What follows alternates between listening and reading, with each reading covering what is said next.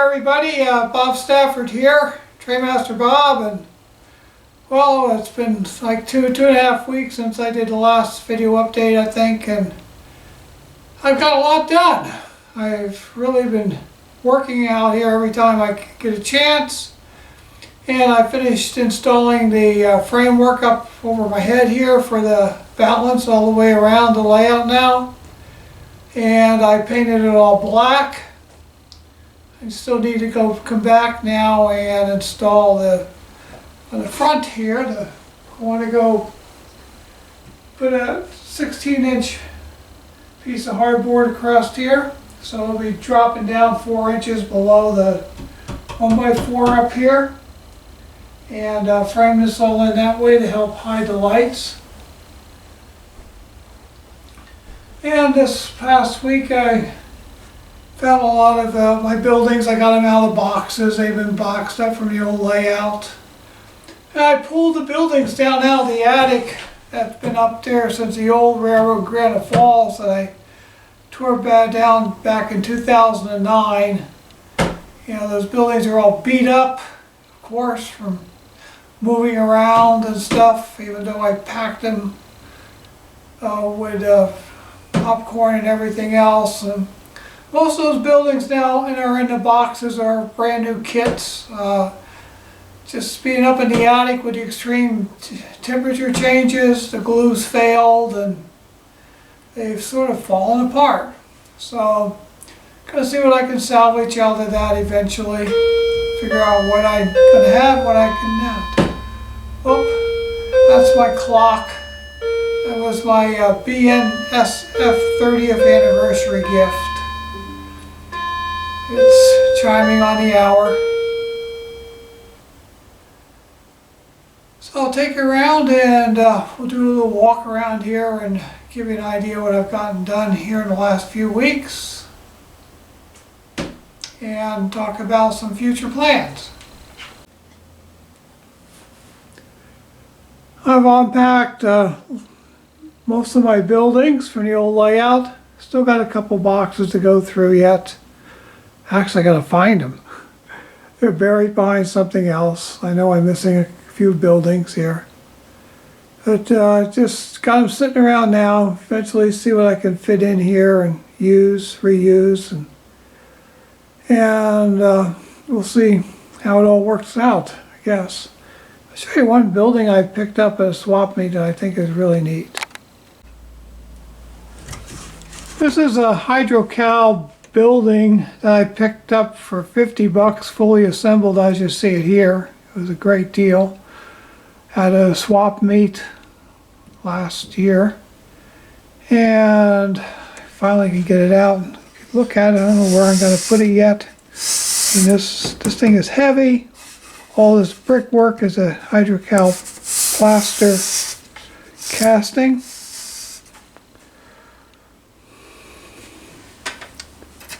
Around here.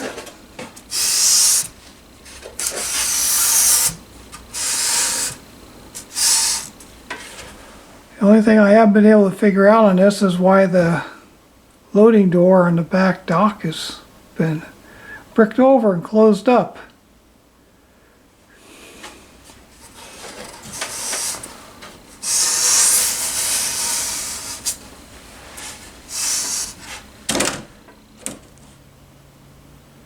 It's a pretty nice building.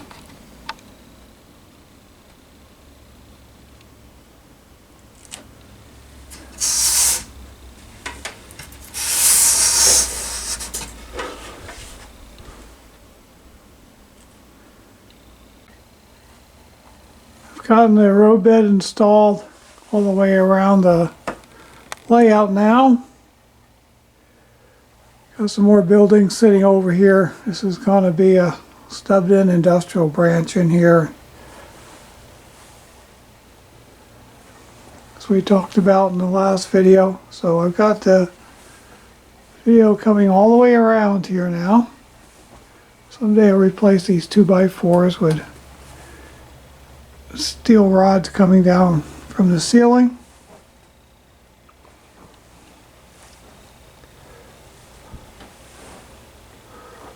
So I just put the passenger main roadbed down through the yard here. Nothing else.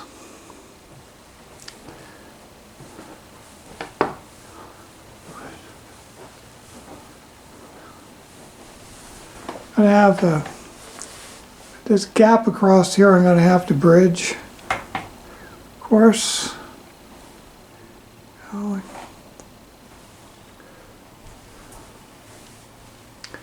And even though you draw it in third planet, you really don't see things until it's in 3D. I have a hard time on the computer screen visualizing things. I think it's just me. But once I got this down here, operationally wise, main line, we have the main line here, and we have a siding and a storage, double-ended storage track next to the siding over here. And on the original plan, there's a curve switch coming into here and running out. And once I got it in here, I realized there wasn't enough room, clearance-wise, between the mainline switch and the storage track switch to be able to come out of the storage track with an engine to make a runaround move and without fouling the main lines. What I have to do now is to put a piece of plywood in here and put a number 6 switch in right at the very top of the grade there. And that'll give enough headroom to come out of the storage track and then back onto the siding with an engine without fouling the main. And I've taken a cement mill that was over in the old layout that was on the part of the layout I saved, and I moved it into here. I'm going to build a anthracite coal breaker to put into the spot where the cement mill is. And Nick Muff's working on drawing me up an HO scale set of plans for a breaker that'll fit that space. And as you can see, we've got I've got the LED lights all installed in this part of the layout. I'm short one light. I still need to put a light there, so next time there's a sale at Harbor Freight or get one of those 20 or 25% off coupons, I'll go get a light and finish that up right there. And also, as you can see, since the last video, I've gotten all the plywood in. Forgot to mention that.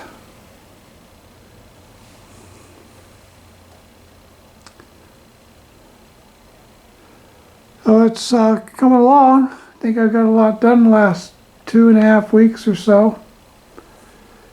And there's so much more to do. Well, this past Saturday, I went to the train show in Monroe. It's held every year in February at the Evergreen State Fairgrounds. It's the biggest train meet we have in this area. And I had a good time. Got to meet some guys I haven't seen for a long time and talk with them. And I came away with 6 freight cars and that's like 4 buildings? Yeah, 4 buildings. So I'll show you what I came back with from the train show.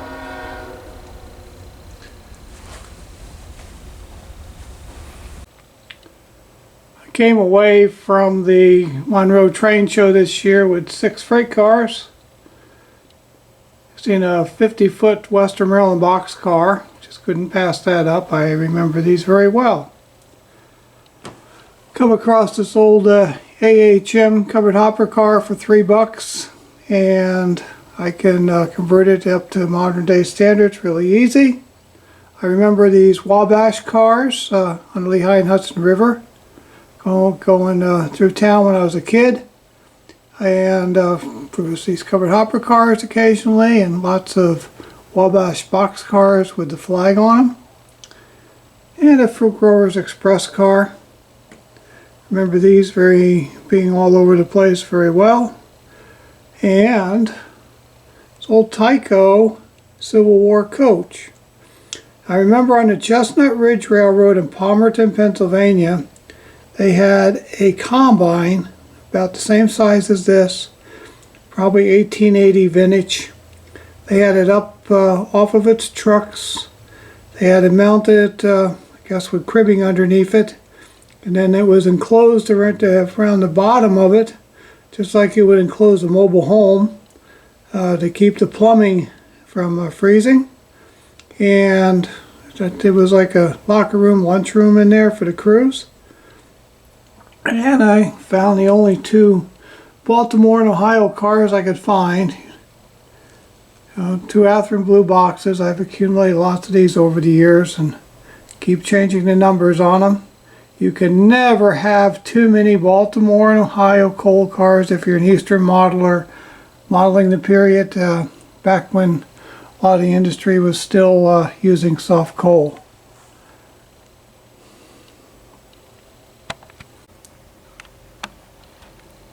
And I came home with 4 structures from the meet that were reasonably priced. The old Concord brewery kit here. It's great to use for kit bashing. That's what I'm thinking. It's a great part supply. Make a nice backdrop building or something. Do something what I just don't know yet. And the Atlas Lumberyard. I've got one Atlas Lumberyard kit in the box. So I can put 2 of these together and come up with a decent sized lumberyard. And this old industrial type building, it's been around for years. It's great to use for kit bashing.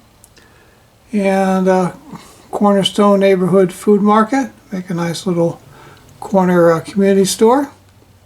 So that concludes what I came home from the Monroe train meet with this year.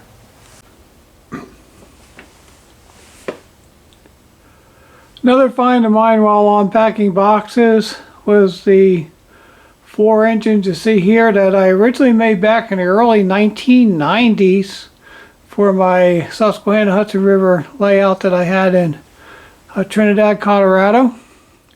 The 654 and the 652 are model power bodies mounted on the original Stort RS3 model, which was flat printed, and you had to glue the ends and sides, the tops, everything together. Well, I never got that done. That was the only RS3 available back then. And Model Power come out with these RS2s, which had nice bodies on them and terrible drives. So I put the Model Power bodies on top of these mechanisms from Stort, which are basically Athearn blue box mechanisms. And the 659 was mounted on an Atlas RS1 mechanism. They had come out with the RS1, and I was able to get one of those at a hobby shop in Colorado Springs. And the 614 is a Atlas, I guess it's an S2 from back in the early 90s. So this was the power that I used on my layout in Trinidad. Geez, over it's been 30 years now, hasn't it, guys? Amazing how long it's been. These have been in the box since 2009. So I come across them and found them, and this is pretty much what the paint scheme will be for the Susquehanna Hudson River today. Once I get painting up some more modern locomotives, the newer Atlas RS3s, which will run a lot better than these. Well, that concludes this video for the month. I hope you enjoyed what I put out for you this month, and I just keep on plugging away here and get a little bit more done and a little bit more done. It's a pretty big project, And remember to, if you like my video, to give it a big like there and subscribe to the channel. And until next time, this is Bob saying goodbye. And remember, model railroading is the greatest hobby in the world. Let's get out there, let's run some trains, let's build something, let's have some fun. Okay, bye. Bye.